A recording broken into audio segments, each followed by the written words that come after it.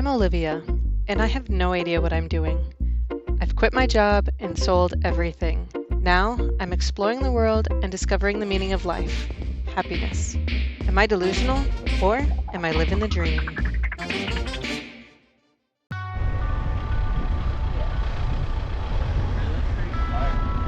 I think we found it. It didn't look like much.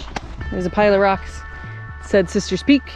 And then over here past this thorn bush is a little plaque that says, ow, thorns in my hair. That's not what it says. It says this is a path. So we're gonna take this path that you can't really tell that it's a path. Hopefully on the other end of it is some lava cave, a few lava caves.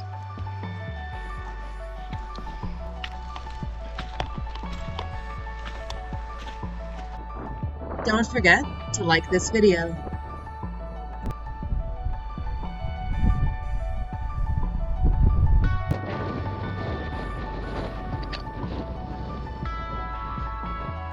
Neat.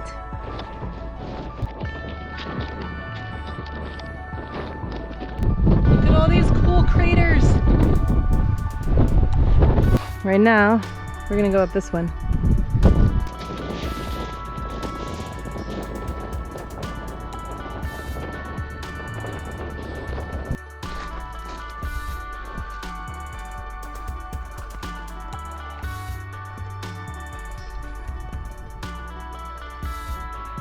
Still no lava cave.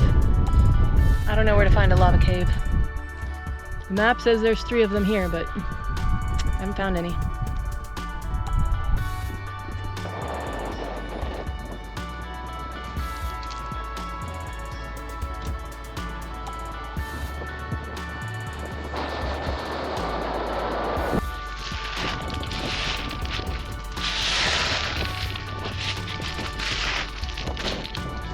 Aren't you glad we're in sandals?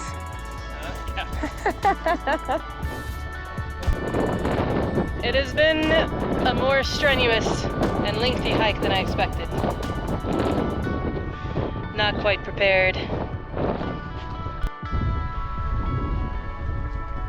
Yay, we're back to the thorn bushes.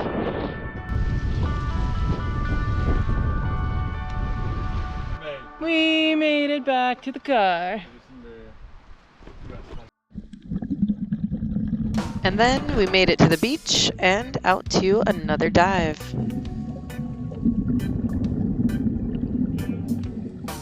We actually didn't have any problems with these fish. They didn't attack us like piranhas, which was pretty cool. I was finally able to look it up, and they're related to the triggerfish, but they aren't actually triggerfish. They're known as black durgons.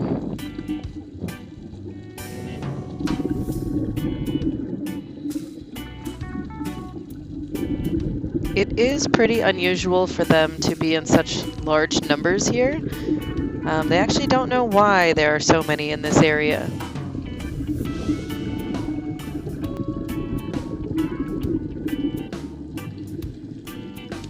These little black gobies were pretty skittish.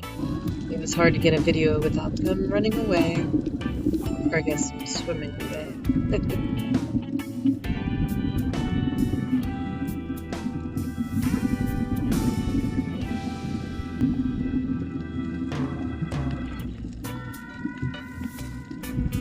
These rock mines rely more on their camouflage to stay hidden.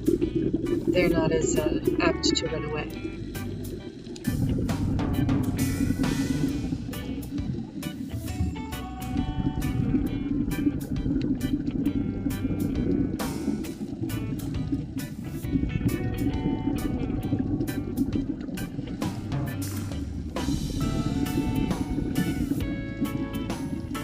I think these are juvenile tilefish, but I'm not sure. They were beautiful, and one of my favorites. There were a few different either surgeonfish or tangs. It's hard to kind of tell them apart from the black durgons. But some of these fish are different.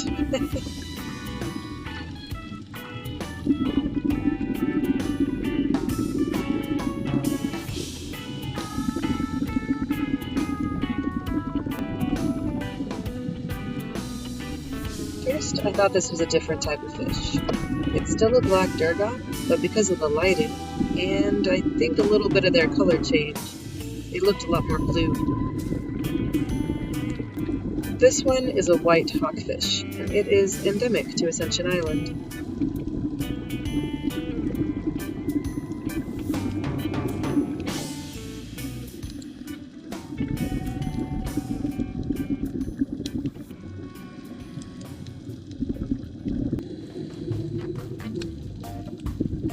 It was hard for me to tell what I was looking at. It's a type of eel. I wasn't really sure what kind. When I googled, the only thing that came up was a wolf eel, but I don't think it's that. Spotted eels are not nearly as, I'm sorry, but ugly as that other one. Some of the spotted eels are actually kind of cute. This type of eel is diurnal, which means it's active during the daytime.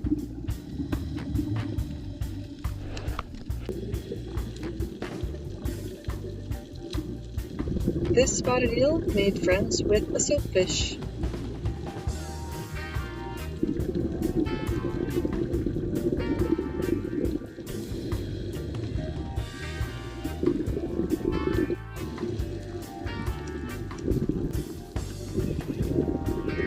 The soapfish is not as active during the day, and can be found just kind of laying around.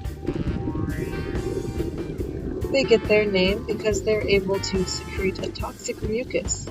It's their way of repelling predators.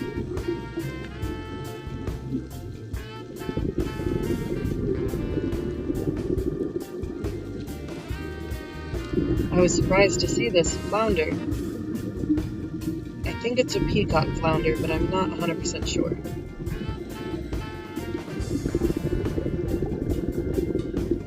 Now, when flounders are born, they look like most other fish and have one eye on each side of their head.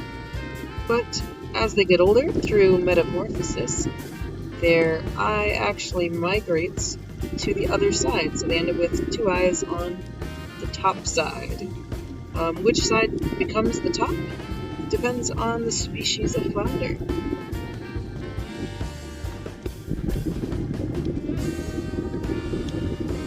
It's always a bit tricky to spot scorpion fish.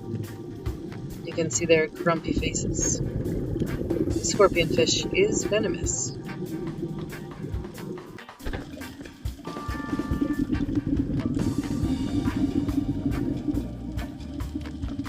I never did find out what was so interesting to these black durgons.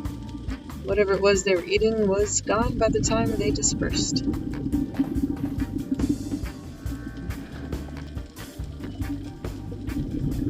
These orange and white fish with the big eyes, those are squirrel fish, and usually they're nocturnal.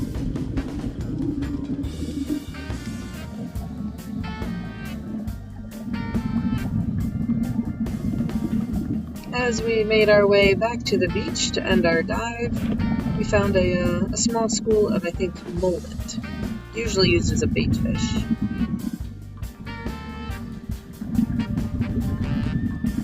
And just like that, we were out of the water and completed the dive at Ascension Island.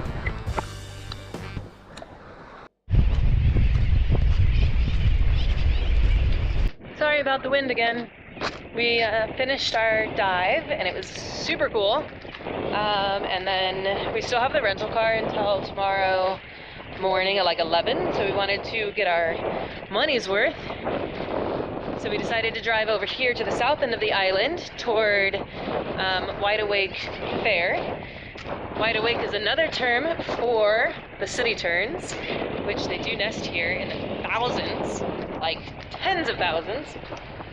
So there are so many birds here. Also, this place is like another planet. It looks incredible.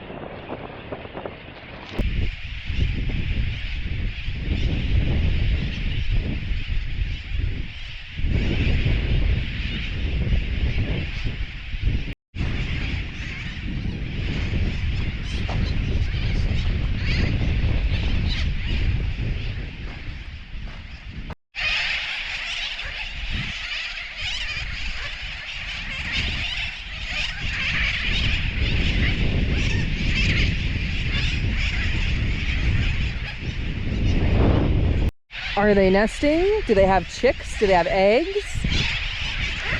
How far along is the process here?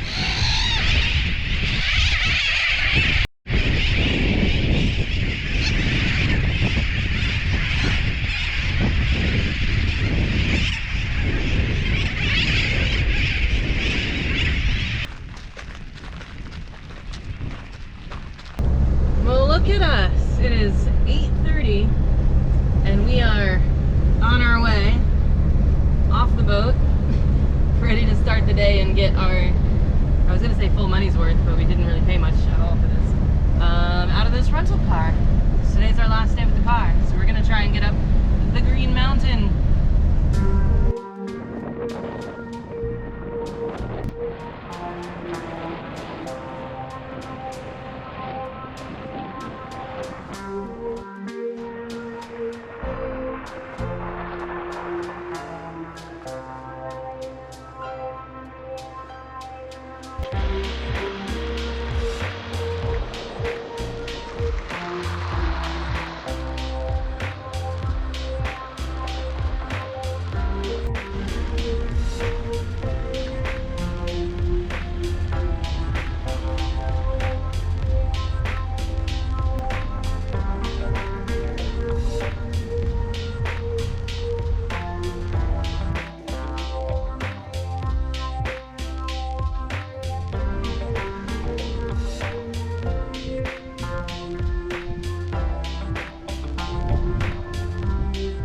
This forest on the top of Green Mountain is the only man-made cloud forest in the world.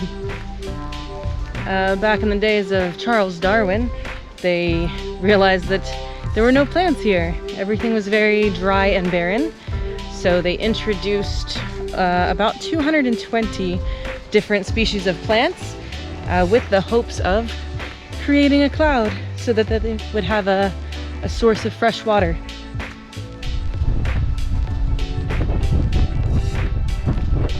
I have a feeling it's going to be cold and windy.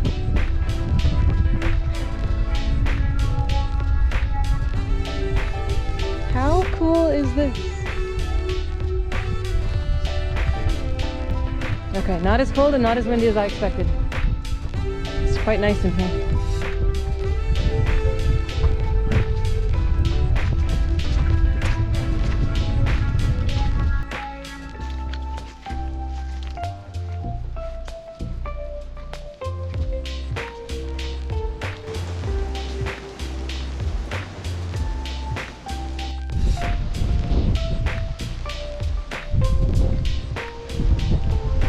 I mean, we know what's down there, just can't see it.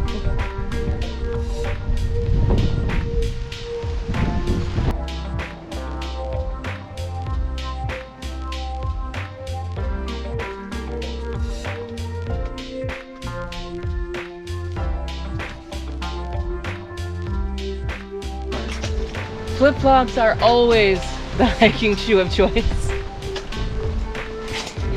Did you take one off? Oh no, it's still on there. I mean, it might not be a bad idea to just take them off.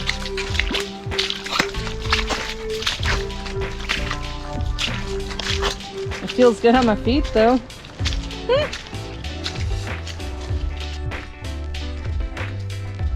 This one's dark.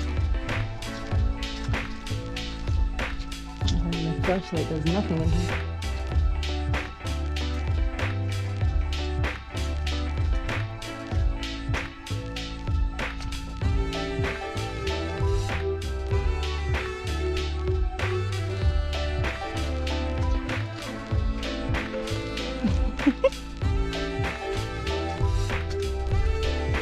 Whew, that was the longest one yet.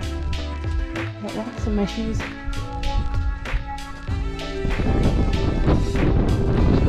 Kind of scary.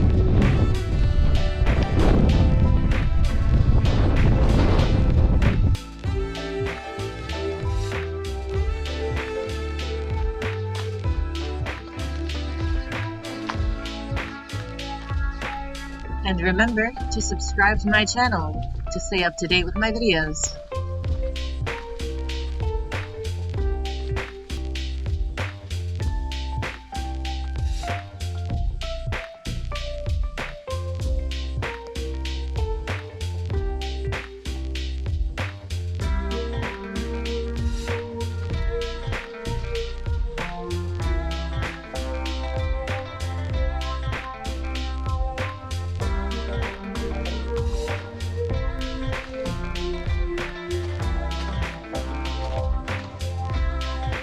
Elliott Pass, 1840.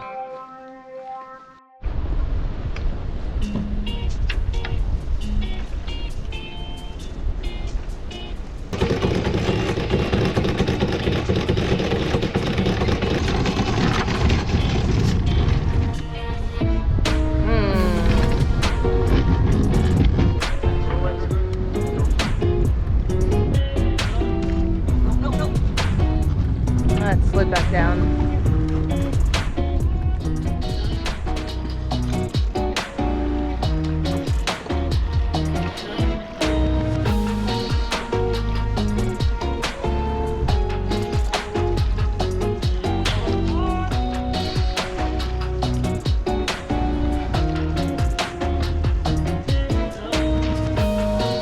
It's like the island doesn't want us to leave. One of the mooring floats had gotten caught around our anchor, but I think we're free.